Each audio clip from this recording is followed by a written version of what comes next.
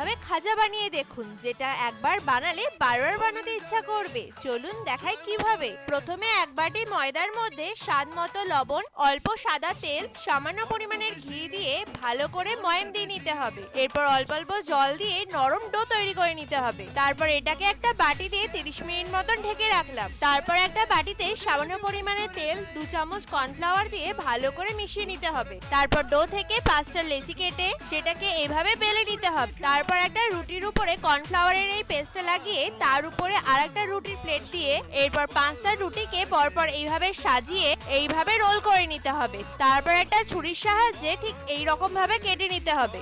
তারপর এটাকে হালকাভাবে বেলে নিতে হবে। তারপর একটা কড়াইয়ে সামান্য পরিমাণে তেল গরম করে একদম লো আঁচে একটা করে এইভাবে ভেজে নিতে হবে। কিছুক্ষণ ভাজার পর এরকম লালচে রং হয়ে গেলে একটা প্লেটে তুলে নিতে হবে। এরপর অন্যদিকে অন্য একটা কড়াইতে 1 বাটি জল, 1 বাটি চিনি নেড়ে ভালো করে ঘন একটা শিরা তৈরি করে নিতে হবে। তারপর এই শিরার মধ্যে খাজাগুলো একটা করে ভিজিয়ে নিলে তৈরি হয়ে যাবে দোকানের মতন খাস্তা খাজা। ফলো করুন এরম আরো সহজ রেসিপির জন্য।